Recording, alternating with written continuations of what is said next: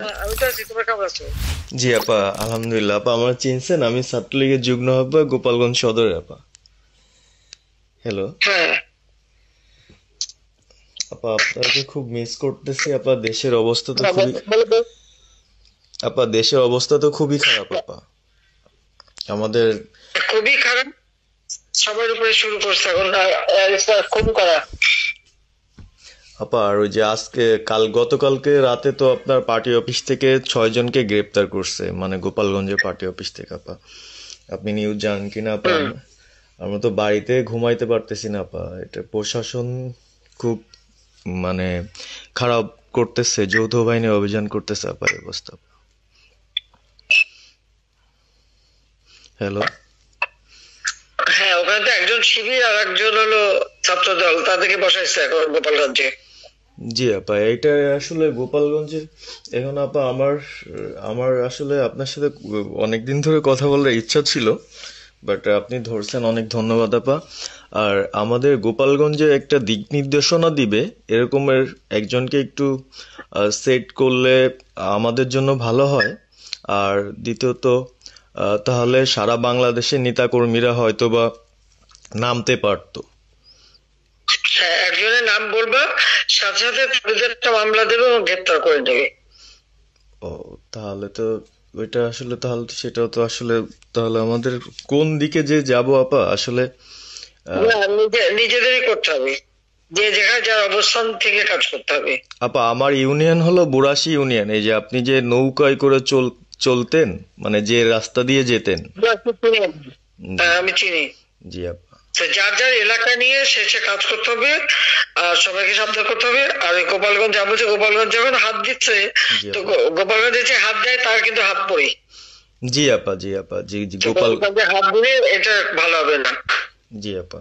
আপা আপনি ভালো আছেন তো আপা? আমি ভালো আছি, আমি ঠিক আছে। আমি এই যে কথা বলছি সারা বাংলাদেশে, কারণ কালকেই প্রজ্ঞাপন দিছে। জি আপা। এনএসআই, র্যাব, ডিজিএফ সবাইকে রিপোর্ট, আইজিপি কে ডেকে নিউজ বলে দিছে।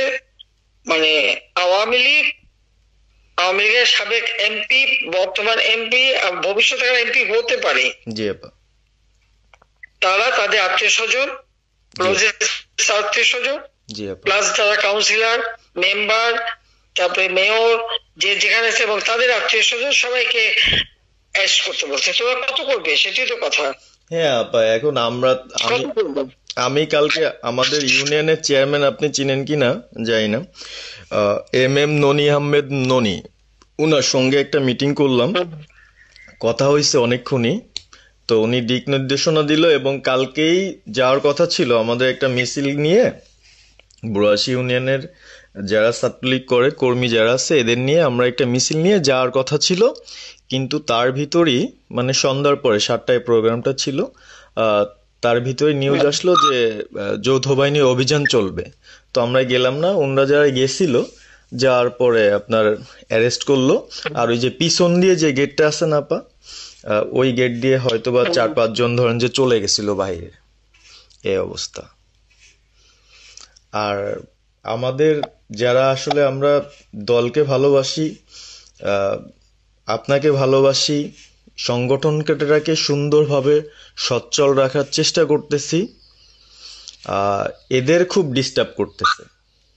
খুবই। আপনার যেদিন জন্মদিন ছিল ওই দিন আমরা আমাদের ছোট ভাইদের দিয়ে, বঙ্গবন্ধু কলেজের, ওদের দিয়ে আপনার অনুষ্ঠানটা ওরা করতেছিল, কেক কাটছিল, এর ভিতরে ওসি নিজে এসে ওদের কলার ধরলো।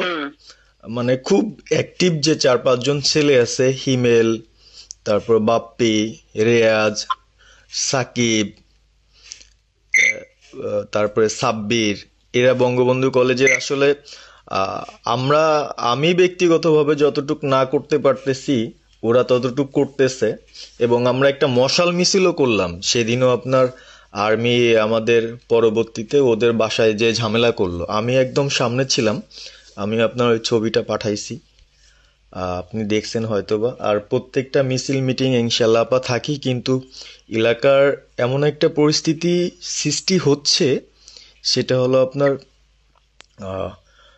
75 পরবর্তীতে যেভাবে মানুষজন ভয় পাচ্ছিল, সেই জিনিসটা আপা সবাই করতে চাচ্ছে।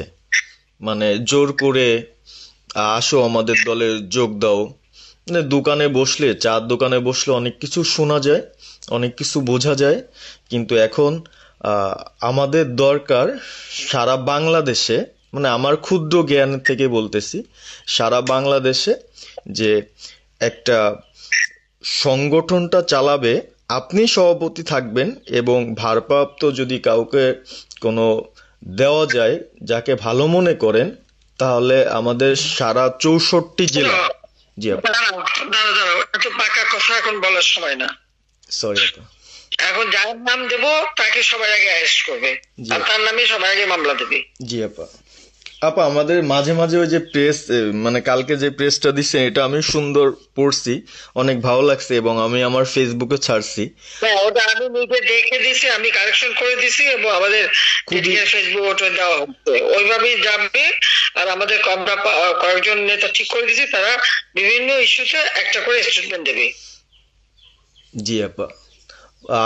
আমার অনেক। তুমি নাম দিতে বলো, হ্যাঁ শেখ সালিমের নাম দিয়ে দাও, সে চালাক। না, উনি কিভাবে, উনি উনি তো মানে আমাদের কে চালাবে? আমাদের কে চালাবে? আপনি যারে বলবেন।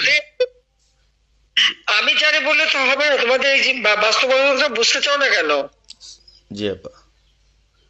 এখনই যার নাম দেবা তখনই সে অ্যারেস্ট হবে। তাহলে আপনি। সাজার খান।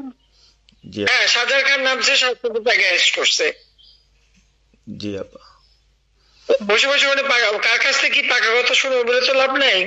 জি আপা। এদের নর্মাল, আমাদের তো নর্মাল রাজনীতি করতে দেবে না। জি আপা। ওই ওসি যে ওসিকে কলার ধরছে, ওসির নাম কি, ওসির বাড়ি কোথায়, সেটা খোঁজ করে বার করো, আমারে পাঠাও। ঠিক আছে আপা, আপা যদি সুযোগ থাকে আপা, আমি আজকেই আপনাকে ওই বিস্তারিত পাঠাচ্ছি, উনি কত সালে ঢুকছে সবকিছু পাঠাচ্ছি আপা আপনাকে।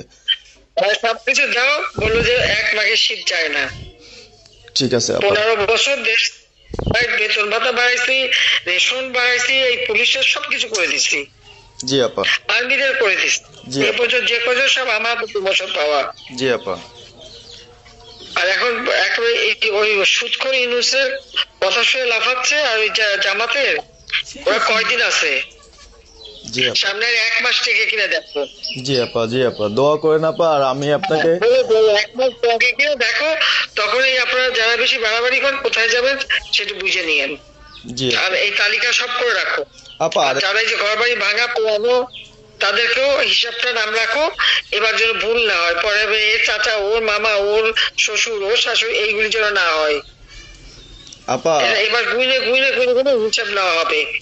জি আপা। জি আপা। আমি গত 2001 কিচ্ছু বলিনি, আমি 2009 সরকার এসেও আমি ওসব কাউকে কিছু বলিনি, আমি দেশের উন্নয়ন করছি।